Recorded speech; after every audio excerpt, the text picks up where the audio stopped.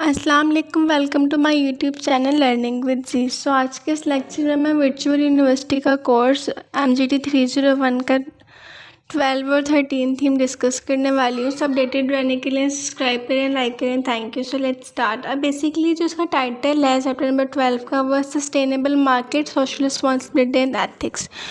अब इसमें कुछ पॉइंट्स जो डिस्कस करने वाले हैं। फर्स्ट ऑफ ऑल तो वो ये कि सस्टेनेबिलिटी और सस्टेनेबल मार्केट है क्या। अब जो सस्टेनेबल मार्केट है वो इसमें इन्वॉल्व होता है responsible utilization of natural resources, जैसे कि अब responsible utilization of natural resources को जो कि इंश्योर करें किसी भी चीज़ की अवेलेबिलिटी को फ्यूचर जनरेशन्स के लिए। फर्दर ये कि जो सस्टेनेबल मार्केट है वो एक्सटेंड कर रही है इस कॉन्सेप्ट को बिजनेस प्रैक्टिसेस में एम्फसाइज कर रही है एफिशिएंट कंज्यूमर्स की फुलफिलमेंट को जो कि प्रिजर्व कर रहे हैं रिसोर्सेज को फ्यूचर के लिए। उसके अलावा ये एक फॉरवर्ड लुकिंग अप्रोच है जो कि इंश्योर कर रही है एक लॉन्ग टर्म बिजनेस के सर्वाइवल को, जो कि रैपिडली चेंज कर रहा है वर्ल्ड को। फर्दर उन्होंने इसमें डिस्कस ये किया हुआ है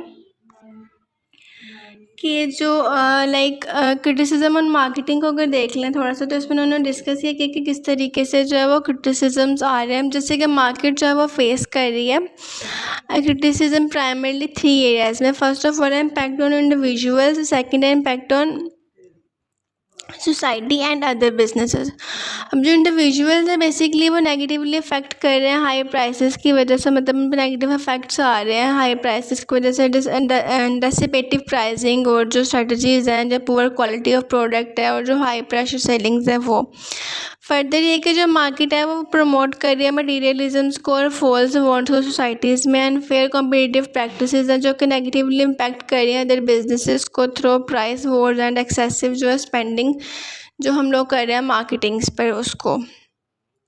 फर्दर इसमें उन्होंने एक और पॉइंट डिस्कस किया है यहाँ पर। बेसिकली उन्होंने पॉइंट्स नहीं, उन्होंने पैराग्राफ्स के में डिस्कस किया। सो पॉइंट्स मैंने इसके खुद से ऐड किए हैं। सो नेक्स्टली इसका जो पॉइंट है वो कंज्यूमर्स मूवमेंट एंड एनवायरनमेंट्स का है। अब बेसिकली इसमें उन्होंने डिस्कस ये किया है कि जो कंज्यूमर मूवमेंट्स है, जैसे उसमें कंज्यूमरिज्म है या फिर एम टू प्रोडक्ट बाइंग है, मतलब कि जो कंज्यूमरिज्म है उसका बेसिकली एम ये है कि वो प्रोडक्ट मतलब कि जो बायर के राइट्स हैं उसको प्रोटेक्ट करें, उसके अलावा वो इन्फ्लुएंस करें कंपनीज़ को पॉजिटिवली, और जो इन्वायरमेंटलिज्म है उसको मतलब कि वो सेफ गार्ड रखें और जो नेचुरल इन्वायरमेंट है उसको भी, और उसे क्लोजली टाइड करें, मतलब कि सस्टेनेबल मार्केटिंग का जो प्रोसेस है उसको स्टार्ट करें। उसके अलावा इसमें कुछ एक्शंस इंक्लूड है प्रोडक्ट में, जैसे कि स्टीवर्डशिप है या पोल्यूशन प्रिवेंटेशन है, अडॉप्शन ऑफ क्लीन टेक्नोलॉजीज़ और डिज़ाइनिंग करना है किसी भी इन्वायरमेंटली फ्रेंडली प्रोडक्ट को उसको। फर्दर इसमें उन्होंने डिस्कस किया है प्रिंसिपल्स ऑफ सस्टेनेबल मार्केटिंग के बारे में। अगर हम इसको देख लें सस्टेनेबल मार्केटिंग के प्रिंसिपल्स को, तो इसमें उन्होंने 5 प्रिंसिपल्स को डिस्कस किया। फर्स्ट ऑफ ऑल है consumer oriented marketing, then second है कस्टमर वैल्यू मार्केटिंग, उसके बाद है initiative marketing, sense of mission marketing and fifth one social marketing. अब इसमें उन्होंने बेसिकली अगर फर्स्ट पॉइंट को देखें तो इसमें वो कह रहे हैं कि कंज्यूमर ओरिएंटेड मार्केटिंग क्या है। सो वो अलाइन करते हैं मार्केटिंग एक्टिविटीज़ को कंज्यूमर की नीड के साथ, उनके पर्सपेक्टिव के साथ। सेकेंडली जो डिस्कस किया है वो है कस्टमर्स वैल्यूज़ मार्केटिंग, जिसमें वो फोकस कर रही है रिसोर्सेज जो कि क्रिएट कर रहे हैं वैल्यूज़ कस्टमर्स के लिए through the product and services. Thirdly initiative market जो कि डेवलप कर रही है इफेक्टिव मतलब के प्रोडक्ट्स को डेवलप कर रही है। उसके अलावा वो कस्टमर्स की जो एक्सपेक्टेशंस हैं उनको मीटअप कर रही है। फोर्थली अगर हम इसमें डिस्कस कर लें तो इसमें है सेंस ऑफ मिशंस मार्केटिंग, जिसमें कि वो इनकॉर्पोरेट कर रही है बॉर्डर सोशल कॉन्टेक्स्ट को। उसके अलावा जो कंपनीज हैं उनके मिशन स्टेटमेंट्स को भी काफ़ी हद तक वो इम्पैक्ट कर रहा है। लास्ट वन है सोशल मार्केटिंग, से उसमें वो कंसीडर कर रहे हैं उसके इंटरेस्ट को, मतलब सोसाइटी के जो इंटरेस्ट हैं उनको कंसीडर कर रहे हैं। उसके अलावा जो है उसके प्रोडक्ट की जो सर्विसेज हैं उनको भी काफ़ी हद तक इसमें कंसीडर कर रहे हैं। और उसके बाद फर्दर बात कर ली जाए तो इसमें एक और पॉइंट उन्होंने ऐड किया जिसको मैंने हाईलाइट किया, प्रोडक्ट कैटेगराइजेशन मार्केटिंग एथिक्स। अब बेसिकली इसमें उन्होंने कुछ डिफरेंट टाइप्स बताई हैं मतलब इसके प्रोडक्ट्स की। तो इसमें उन्होंने डिस्कस ये किया है इसके जो प्रोडक्ट्स हैं उसमें फर्स्ट ऑफ ऑल उन्होंने डिस्कस किया डिज़ायरेबल प्रोडक्ट्स के बारे में, जिसमें वो ऑफ़र कर रहे हैं इमीडिएट सेटिस्फैक्शंस और लास्टिंग बेनिफिट्स कस्टमर्स को। सेकेंडली डेफिशिएट प्रोडक्ट्स है जिसमें कि लेक इमीडिएट अपील्स हैं, लॉन्ग टर्म बेनिफिट्स हैं। थर्डली जो है वो सैलरी प्रोडक्ट्स हैं जिसमें कि वो इंटरमीडिएट अपील्स हैं, मतलब जो कि होल्ड करें पोटेंशियल बेनिफिट्स को फ्यूचर के लिए। और थर्डली बात करें तो प्लीजिंग प्रोडक्ट्स हैं, मतलब वो प्रोवाइड करें इंटीमेट सेटिस्फैक्शंस को, बट जो कि हार्मफुल नहीं है सम हाउ, बट आप कह सकें तो लॉन्ग रन हार्मफुल है। फर्दर उन्होंने इसमें डिस्कस किया है मार्केटिंग एथिक्स को, जो उसका मेन इंपॉर्टेंट पॉइंट है। मार्केटिंग एथिक्स में उन्होंने क्या डिस्कस किया है कि जो मार्केटिंग एथिक्स है उसमें इन्वॉल्व होता है, मतलब कि किसी भी प्रिंसिपल को अधीर करना किसी ऑर्गेनाइजेशन में। उसके अलावा इसमें इंक्लूड होते हैं हमारे रिलेशन जो सप्लायर्स के साथ हैं, या फेयर प्राइसिंग है, रिस्पॉन्सिबल एडवर्टाइजिंग है, और कस्टमर सर्विसेज है।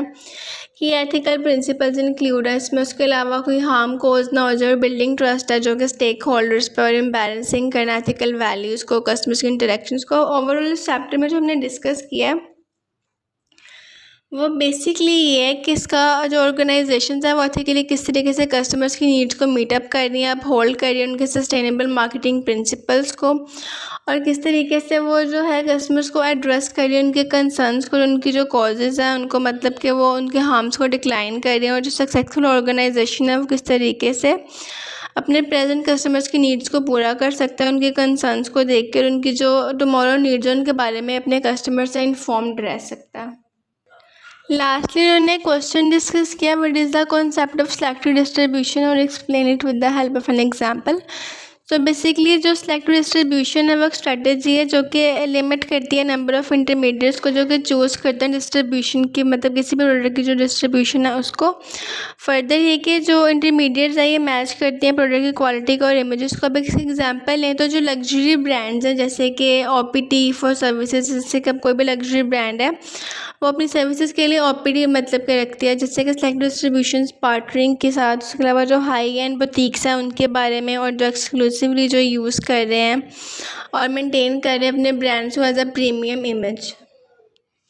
चैप्टर नंबर 13 को देख लें तो इसमें इसका टाइटल है बेसिकली डिजिटल मार्केटिंग का। सो अब इसमें उन्होंने डिस्कस क्या किया, उसकी डेफिनेशन को डिस्कस किया, उसकी कॉस्ट इफेक्टिवनेस को डिस्कस किया, ग्लोबल रीच को, इंटरेक्टिव इंगेजमेंट्स को, और फर्दर कुछ पॉइंट्स हैं जो मैं आगे डिस्कस करने वाली हूँ। सो फर्स्ट ऑफ ऑल अगर डिजिटल मार्केटिंग की डेफिनेशन देख लें तो उसमें उन्होंने कहा है कि वो इन्वॉल्व है, मतलब कि उसमें यूजेज है डिजिटल मीडिया के, जैसे कि इंटरनेट है, मोबाइल डिवाइसेस है, सोशल प्लेटफॉर्म्स हैं प्रमोट करने के लिए प्रोडक्ट और सर्विसेज को। फर्दर इसमें उन्होंने बात की है इसकी कॉस्ट इफेक्टिवनेस की, इसके कुछ बेनिफिट्स को देख लें तो उसमें उन्होंने बात की है कॉस्ट इफेक्टिवनेस के बारे में। तो जो हमारी जो मार्केटिंग है हमारी, तो वो अफोर्डेबल है, मतलब कि ट्रेडिशनल मेथड्स में जैसे कि बिलबोर्ड्स आए, टीवीज़ वगैरह में जो वो ट्रेडिशनल मार्केटिंग थी जो कि काफ़ी अफोर्डेबल थी उस टाइम पर। फर्दर ये कि ग्लोबल रीच की बात की जो कि इनेबल करते हैं रीच करने में वर्ल्ड वाइड ऑडियंस को, कंपेयर करने में लोकल रीच को ट्रेडिशनल मीडिया के साथ। इंटरेक्टिव एंगेजमेंट्स की बात की है जिसमें कि वो कस्टमर्स की इंटरेक्शंस को देखते हैं कि वो पॉसिबल है थ्रू ऑनलाइन चैट, कमेंट्स और मैसेजेस के थ्रू। और उसके बाद प्रिसाइज इम्पैक्ट ट्रैकिंग की बात कर रहे हैं। सो इसमें वो कह रहे हैं कि जो हमारी मार्केटिंग है, डिजिटल मार्केटिंग जो हमारी है वो अलाउ करती है एक्यूरेट मेजरमेंट्स को किसी भी कंपेन के इम्पैक्ट्स के ऊपर। उसके अलावा वो जो है मैट्रिक्स लाइक क्लिक्स और कन्वर्जेशंस वगैरह पर भी काफ़ी ज़्यादा इमर्जेंस रख रही है। फर्दर उन्होंने थोड़ी हिस्ट्री की डिस्कस किया है इसकी। सो इस टाइम उन्होंने बताया कि इसके मतलब कि इंटरनेट की इमर्जेंस कैसे जो थी हमारी मार्केटिंग, उसकी जो इमर्जेंस थी वो भी 1990 में जब इंटरनेट की ग्रोथ बढ़ी। उसके अलावा जो था एवोल्यूशन ऑफ सोशल मीडिया की बात की, मतलब कि कुछ प्लेटफॉर्म्स आए जैसे कि फेसबुक, यूट्यूब, ट्विटर, और एवोल्यूशन और डिजिटल मार्केटिंग की स्ट्रेटजीज थी वो इन्वॉल्व हुई फर्दर।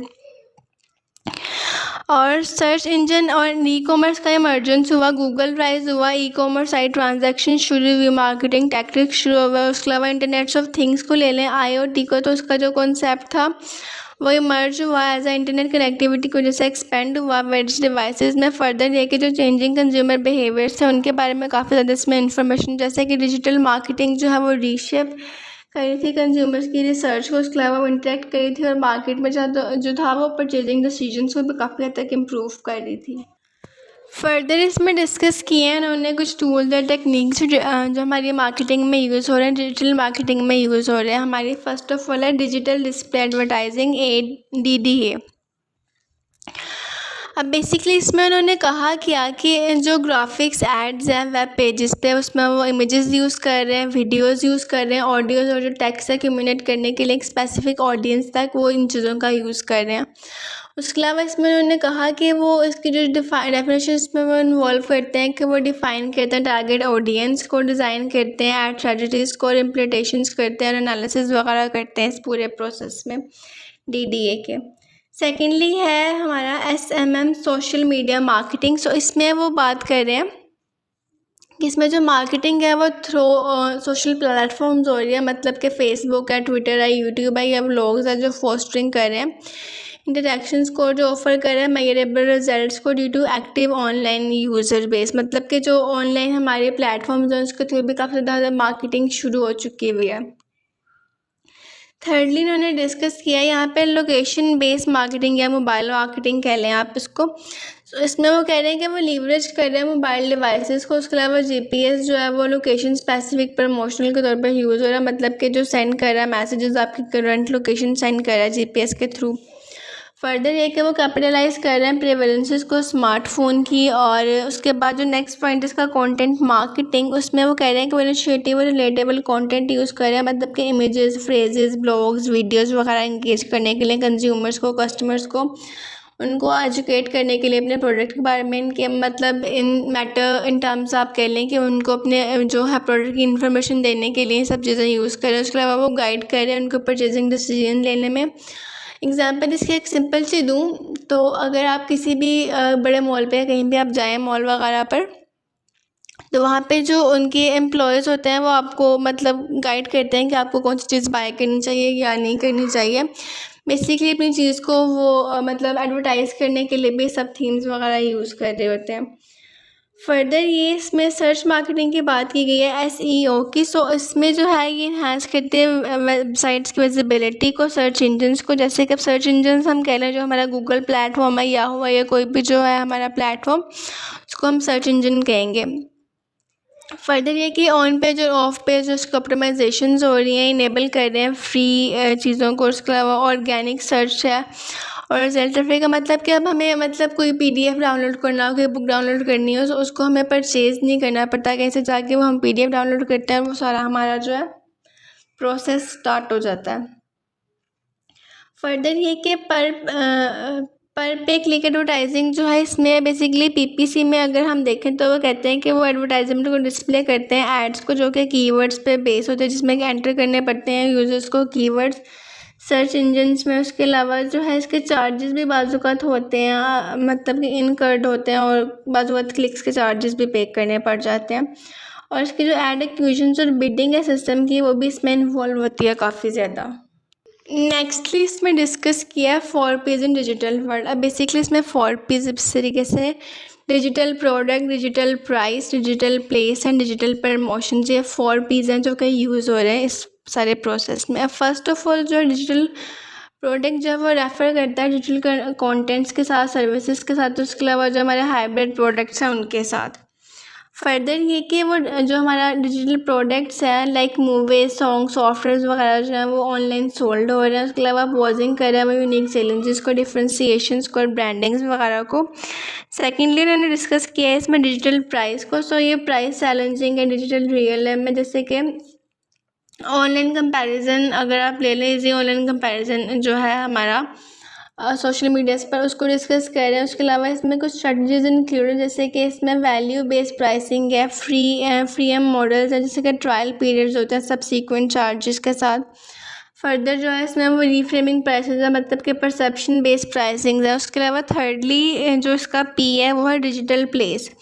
अब डिजिटल प्लेसेस को देख लें तो वो एक वर्चुअल इन्वायरमेंट है, जैसे कि वेबसाइट्स हैं जहाँ पे बिजनेस जो है वो कंडक्ट किए जा रहे हैं, इलेक्ट्रॉनिक ट्रांजैक्शंस हो रही हैं, हमारी रिटेल्स जो है वो स्टोर बना रहे हैं, रिटेलर स्टोर्स बन चुके हैं वेबसाइट्स पर। उसके अलावा जो डिजिटल प्रोडक्ट्स हैं वो बन रहे हैं और जो कि होस्टेड किए जा रहे हैं कुछ अदर टाइप की साइट्स के साथ।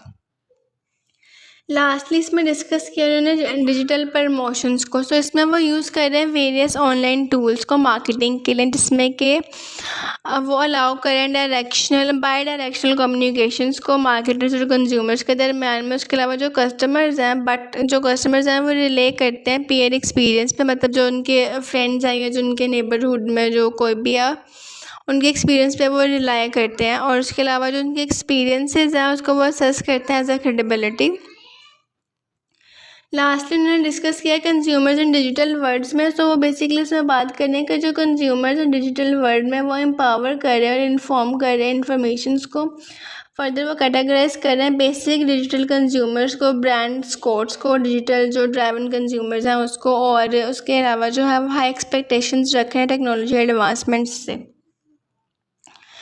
और इसमें एक मार्केटर रिस्पॉन्स का पॉइंट भी डिस्कस किया गया। अब इसमें क्या है कि जो मार्केटर जो है वो रेस कर रहे हैं अपने प्रोडक्ट स्टैंडर्ड को, क्रिएट कर रहे हैं वो रिस्पॉन्सिव वेबसाइट्स को, कम्युनिकेट कर रहे हैं थ्रू वेरियस चैनल्स। फर्दर वो इंगेज कर रहे हैं मीनिंगफुल डायलॉग्स को कंज्यूमर्स के साथ, और वो मैनेज कर रहे हैं एक्सपेक्टेशंस को इफेक्टिवली जो है वो रिसर्च कर रहे हैं और वो कैटर कर रहे हैं मॉडर्न कंज्यूमर्स के साथ। अब बेसिकली जो उन्होंने क्वेश्चन दिया what is the difference between the conventional digital marketing, जो इसके बारे में उन्होंने डिस्कस किया। अब जो कन्वेंशनल मार्केटिंग है उसमें इन्वॉल्व क्या होता है हमारा, बेसिकली उसमें कुछ एक्सपेंसिव मीडियम इंक्लूड है हमारे, बिलबोर्ड्स हैं, रेडियोज़ हैं, टीवीज़ हैं, उसके अलावा जो है लोकल रीच के लिए सब चीज़ें इंक्लूड है। उसके अलावा इसमें लेक इंटरेक्शंस हैं, मेमोरेबल कन्वर्सेशंस आ जाती हैं इसमें। मतलब कि जो हमारी कॉस्ट है इसमें वो मतलब कि लोकल रीच के एक्सपेंसिव मीडियम्स की कॉस्ट है। उसके अलावा बिलबोर्ड्स हैं, रेडियो, टीवी वगैरह जो वो लोकल रीच है, और जो उसकी इंटरेक्शन और जो उसकी कन्वर्सेशन है वो मेजरेबल नहीं है। अब मेजरेबल है सॉरी। और अब जो इन कंट्रास्ट अगर हम देखें डिजिटल मार्केटिंग को, तो वो मतलब कि बेसिकली यूज़ कर रही है कॉस्ट इफेक्टिव ऑनलाइन प्लेटफॉर्म्स को यूज़ कर रही है। उसके अलावा वो ऑफ़र कर रही है ग्लोबल रीच को, इंटरेक्ट कर रही है वो कस्टमर्स की इंगेजमेंट को, मेजरेबल कन्वर्सेशन जो रेट है वो बेस करता है उनके क्लिक्स और परचेजेस के ऊपर। सो ये चैप्टर ख़त्म हो चुका है। बेसिकली जो MGT 301 का सिलेबस था, जो 6 to 13 का थीम्स थे फाइनल्स एग्जाम के लिए, वो कंप्लीट हो चुके हैं। सो अपडेटेड रहने के लिए अगेन कहूँगी सब्सक्राइब करें, लाइक करें। Thank you so much.